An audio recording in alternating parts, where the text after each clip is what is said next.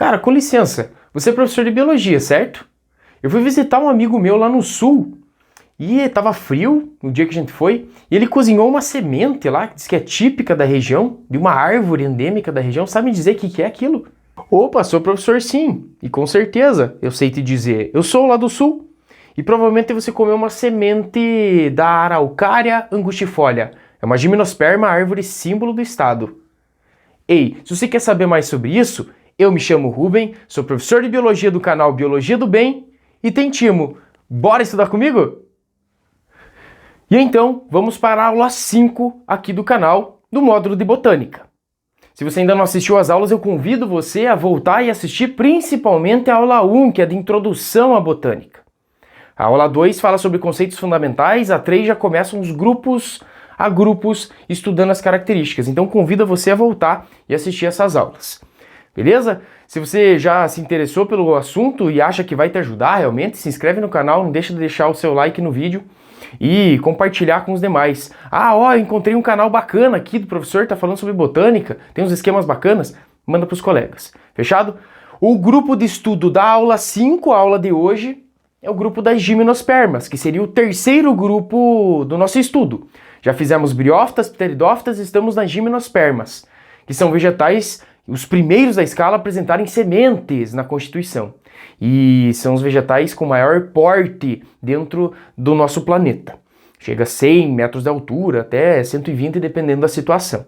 Fechado? O que tem nesse grupo? Vamos às angiospermas? Então vem comigo. Na etimologia da palavra, se eu for desmembrar esse termo, eu tenho sementes nuas. E o aluno gosta de perguntar o porquê, professor, eu não consigo entender isso. Então, como ele é o primeiro grupo a ter sementes, essa semente ainda não tem um envoltório, ela não é encapada por um fruto. Ou seja, são vegetais que têm sementes, mas os frutos ainda não estão presentes. Isso vai ser uma novidade evolutiva presente na angiosperma, que é um grupo posterior, da aula 6. O que rola aqui para nós? Quem são os representantes? Então, dentro dessa taxonomia desse grupo, eu tenho os filos, as divisões, e que trazem para nós uma grande diferença morfológica entre os indivíduos. Por exemplo, eu tenho o filo Ginkgophyta, eu tenho a ginkgo biloba, muito utilizada e muito conhecida por fins farmacêuticos, medicinais. Os medicamentos fitoterápicos à base de ginkgo biloba prometem aí ajudar na memória, ajudar na assimilação de conceitos. Então, de medicamento fitoterápico à base desse vegetal. Muitos autores consideram o ginkgo biloba como um fóssil vivo, devido ao tempo que ele está no planeta Terra e ainda assim está muito firme aqui, deixando seus descendentes a sua reprodução. Então, milhões de anos ele está presente no planeta. O segundo grupo, segunda divisão, o Gnetophyta. Tem efedra, tem o Gnetum, tem alguns gêneros aqui, e que, a título de curiosidade, você precisa saber que eles estão presentes. Mas assim, o grupo modelo para nós é o Coniferóphyta. Mas antes de falar dele, tem as cicas no grupo Cicadóphyta, muito utilizada para fins ornamentais, em paisagismo, tem no jardim. Existe a planta masculina e feminina com características morfológicas diferentes e que são bacanas aí de mostrar esse dimorfismo entre o macho e a fêmea. Mas o grupo modelo que eu deixei grifado aqui para vocês é a Coniferóphyta, onde eu tenho a sequoia, que é o vegetal modelo em termos de altura, de robustez, 100 metros de altura para mais. As ciprestes, a araucária eu estou falando aqui para vocês do interior do Paraná, numa cidade chamada de Ponta Grossa, a 100 km da capital Curitiba. E Paraná, interior de São Paulo, aqui essa região, um pedacinho do Rio Grande do Sul, essa característica marcante da presença dessa árvore. Uma árvore endêmica, essa região aí, muito presente aí. E o pinus? O pinus é uma espécie exótica aqui para nossa região, mas muito utilizada para extração de madeira, construção de móveis, imóveis, enfim. É uma madeira que cresce muito rápido e que pode ser usada para diversos tipos de situações. Beleza aí sobre os grupos? Fechado então. Qual que é o principal para nós, Coniferóphyta? Mas, de forma geral, quem são as gimnospermas? Bom, elas são vegetais geralmente aclimatados, acondicionados, preparados para ambientes mais frios. Então é muito comum ser atrelado à floresta de coníferas, a presença das gimnospermas. Até inclusive você vai ver que no desenho do ciclo, que eu já vou chegar, que o formato delas pode ser cônico muitas vezes, mas que essa ideia de floresta de coníferas não entra tanto por causa do formato cônico, e sim por estruturas que lembram ou que estão sendo projetos de flores, que posteriormente vão ser concretizados como flores nas angiospermas, que são os cones, que eu já vou chegar ali para conversar com vocês. Lembremos que características gerais desse grupo eu tenho vasos condutores de seiva. Então, interessantíssimo que você entenda que o vegetal ter tantos metros de altura graças ao transporte de seiva eficaz por xilema e floema. Essa novidade já apareceu no grupo anterior, nas pteridófitas, lá na samambaia, no xaxim.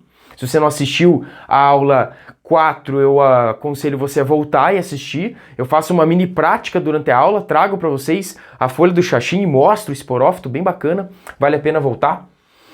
E o que tem de novo nesse grupo? O que tem de importante aqui agora, que está vindo de novidade? E já abro um parênteses e falo para vocês o seguinte, que as gimnospermas é um dos grupos que mais apresentam novidades evolutivas, se não for o que mais apresenta. Por quê? O que ela tem por primeiro na escala evolutiva? Olha que interessante. Sementes são espermatófitas, grãos de pólen, e se ela tem grão de pólen, ela também tem tubo polínico na sua constituição. O tubo polínico garante um termo, um conceito fundamental da botânica, que é o título de sifonógamas para elas. Se você não sabe o que é isso, aula 2, aula só conceitual, chatinha, mas importantíssima, aula 2. O que é espermatófita? O que é sifonógama? Vale a pena dar uma olhada, beleza? Mas todas essas 3 características garantem a independência da água para a reprodução. Lembre que os 2 primeiros grupos, as briófitas e as pteridófitas, elas ainda dependem, porque o gameta é flagelado e dependente do meio líquido para se locomover. E aqui não. Aqui você vai ver que o gameta masculino está dentro do grão de pólen e a sua liberação, a sua viagem, o seu deslocamento acontece principalmente pelo vento. Então uma novidade evolutiva importantíssima aqui, graças a união desses 3 caracteres.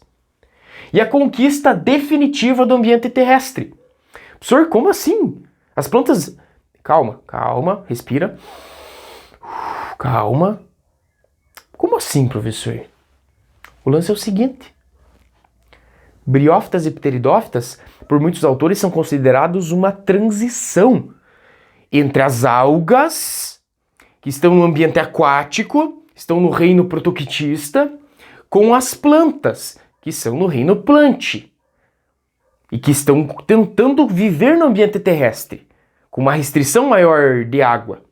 Mas os 2 primeiros grupos ainda dependentes, e aqui não, aqui definitivamente a conquista aconteceu, graças a esses caracteres evolutivos que ela conquistou. Um outro item que eu deixei em evidência para vocês aqui com a flecha amarelinha é que ela já tem um projeto de flor, entre aspas, esse projeto. Entenda que ele ainda não é uma flor, mas ele acaba tendo uma função muito parecida com a flor, que na verdade vai ser um órgão reprodutivo, um órgão de produção de gametas, e que nas gimnospermas é chamado de estróbilo, cone ou pinha. E esse cone dá o nome de floresta de coníferas. Então aquela pinha robusta que vai dar o pinhão aqui na minha região é muito comum, é uma comida típica da região. Eu não sei se você está assistindo em qual localidade do Brasil, já deixa aqui nos comentários. Professor, eu estou assistindo de tal estado, O que é pinhão? Eu nunca vi, já escutei falar, mas eu nunca comi, não experimentei. Vamos trocar essa ideia? Deixa nos comentários aqui, ó. Eu não sei em qual localidade você está assistindo, mas aqui para nós ela é bem comum. E vem justamente desse estróbilo, do cone ou da pinha, que gera o pinhão, que é a semente da araucária para nós aqui. Beleza? Mas o que é isso aí? O que forma? Deixa eu vir para esse lado do quadro. Os microestróbilos, que são masculinos, formam os micrósporos. E os megaestróbilos, femininos, formam os megásporos. Então qual que é a função desse projeto de flor? É a produção dos esporos. A gente já vai entender essa situação aqui. A gente já vai entender essa situação como um todo.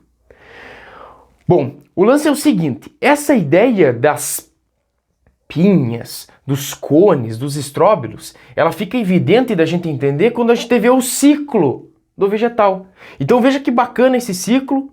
É legal que você dê uma pausa no vídeo, tira um print e reproduza esse vídeo no caderno. Se te ajudou, foi legal, esclareceu, já se inscreve no canal, deixa o like aqui no vídeo. E assim, se te ajudou, vai ajudar os seus colegas, seus amigos de estudos também. Manda para eles, compartilha o vídeo. Beleza? Vamos lá. O que você está vendo aqui? É um esboço de um esporófito de uma gimnosperma. Bonita árvore, professor. Elas têm esse formato cônico realmente. Mas note, eu tenho os microestróbilos masculinos e eu tenho os megaestróbilos femininos. Estão descritos aqui e eu exemplifiquei para vocês aqui. Existem plantas dentro das angiospermas que estão separados. Existe a planta macho e a planta fêmea. Se for planta macho, só vai ter microestróbilo. Se for planta fêmea, só vai ter o megaestróbilo. Mas em alguns outros grupos, os indivíduos possuem os dois estróbilos no mesmo indivíduo. Aqui nesse caso, eu exemplifiquei como se a planta tivesse os dois. O que está rolando aqui? O microestróbilo produz os micrósporos por meiose. Então, se eu for dar uma olhada em uma pinha masculina, em um microestróbilo, ela é um pouquinho mais fininha e quando está madura, dependendo da espécie, ela se abre e sai um pozinho amarelado. Que pozinho amarelado que é esse? É o grão de pólen. Então, o microestróbilo, por meiose, produz os micrósporos no interior do microestróbilo. Tome cuidado com isso, porque nessas plantas elas produzem esporos sim, só que os esporos não são liberados. Anota isso, os esporos não são liberados no caso das gimnospermas. Se você lembra muito bem aí comigo, se você não lembra, volta às outras aulas, marca para assistir depois, que as briófitas e as pteridófitas, elas liberam um esporo no ambiente. Esse esporo cai no ambiente favorável, vai germinar e gerar o quê? Um gametófito. E aqui não é diferente, só tem um item diferente, que os esporos não saem no ambiente, eles ficam dentro do microestróbilo. Então a meiose acontece, meiose espórica, isso não mudou. Preste atenção, isso não mudou. O que rola aqui? Formam-se os esporos no interior do microestróbilo e esses microestróbilos eles vão se abrir e tornar-se maduros. Quando eles germinarem, vai dar origem ao grão de pólen. Professor, o grão de pólen, então, ele é o gameta masculino da planta? Não! Tome cuidado com isso. Muitos vestibas tomam essa rasteira da prova. O grão de pólen não é o gameta. Ele tem dentro dele o gameta, essa célula gerativa aqui. Tome cuidado. E dentro do próprio grão de pólen, que é uma estrutura meio que alada, especializada no transporte pelo ar, ele carrega o gameta masculino dentro dele. Se a meiose aconteceu para a produção de esporos, dentro do esporo, ou melhor, dentro do microesporo masculino, ocorre a germinação. Ocorrendo a germinação, eu tenho então a produção do gametófito. O gametófito aparece dentro do microestróbilo, que germina, sai o grão de pólen. O grão de pólen é disperso pelo vento, carregando a célula gerativa, principalmente, e a célula do tubo. Professor, o que é essa célula do tubo? É a célula que vai dar origem ao tubo polínico posteriormente. A gente já vai chegar nesse momento. Bom, o grão de pólen está no ar. Aí o que acontece? Na parte feminina, simultaneamente, vai acontecendo o quê? O megaestróbilo, também por meiose, vai produzir os megásporos. Meiose espórica. Professor, os esporos femininos são liberados no ambiente? Não, assim como os masculinos. Eles ficam retidos dentro do microestróbilo. Então, eles, assim como nos grupos anteriores, o esporo ele germina formando um gametófito. Só que esse gametófito fica preso no interior do microestróbilo. E quando está maduro, esse megásporo produzido por meiose espórica, ele se torna oosfera, basicamente, o gameta feminino. Professor, peraí. Então essa estrutura que eu estou vendo aqui é o gameta feminino? Não! Essa estrutura que você está vendo torna-se o óvulo. E nas espécies vegetais, o óvulo não é o gameta. O óvulo é uma estrutura que abriga o gameta. O gameta feminino no vegetal é a oosfera. Nos animais, o óvulo pode ser atrelado ao gameta. Pode. Aqui não. Aqui o óvulo é uma estrutura que guarda o gameta feminino, que é chamado de oosfera. Beleza? Bom, a oosfera fica esperando no megaestróbilo feminino, né, no caso, no megaestróbilo. O grão de pólen chega pela ação do vento, encontra a micrópila, que é a porta de entrada do óvulo, e acontece o quê? A germinação dessa célula geradora do tubo, ou célula do tubo, e forma-se o tubo de pólen, o tubo polínico, que é essa estrutura em verde que eu simbolizei para vocês, que está colocada aqui, caracterizando então esses vegetais como sifonógamos. E qual é a função do tubo polínico? Levar o gameta masculino ao encontro do feminino. É como se fosse uma carona, como se fosse um atalho. O tubo se forma e garante que a fecundação aconteça. Que o gameta masculino, células espermáticas N, que saíram do interior do grão de pólen, encontrem a oosfera, que é o gameta feminino. N da oosfera com N dessa célula espermática, N mais N formou 2N, diploide. Só que em vez de gerar um esporófito diretamente, vem outra novidade. Olha que lindo! Olha o menininho contando para vocês o ciclo. Gera uma semente. A semente, então, tem uma condição de esperar um meio favorável para germinar. Coisa que o esporo das briófitas e das pteridófitas não tinha opção. Ou ele caía na condição favorável para germinar, ou morria. A semente não. A semente aguenta os pontos, porque peguei essa semente aqui, ó, e aumentei um pouquinho para vocês. Dentro da semente eu tenho um endosperma, que é uma reserva nutritiva para o desenvolvimento inicial do embrião. O embrião é um talinho que fica no centro. E o tegumento, que é a casca da semente, que evita a desidratação dos componentes internos. Então ela pode esperar a condição favorável. Enquanto o embrião não recebe luz, ele está dentro do tegumento. Não tem como fazer fotossíntese. Mas, professor, os vegetais, eles conseguem viver sem fotossíntese? Não! Eles são autotróficos. Então, o que a planta faz? Ela coloca uma reserva nutritiva dentro da casca para que o embrião possa se alimentar disso. É um comportamento heterotrófico. E quando ele começa a germinar, ele rasga a casca e começa a germinar para fora. Ele começa a se tornar verdinho e faz fotossíntese e se vira sozinho. Conseguiu germinar? Deu tudo certo? Eu vou virar uma planta. Vou virar um esporófito maduro. Olha que lindo esporófito. E o ciclo recomeça. Esporófito é o dominante do ciclo e sempre vai ser assim. O único grupo que não é as briófitas. Não sabe o que eu estou falando? A aula sobre briófitas está disponível no canal. Volte e assista, vale a pena. Professor, você pode voltar mais uma vez, por favor? Eu ainda não entendi. Posso, claro que posso. Vamos rapidinho agora.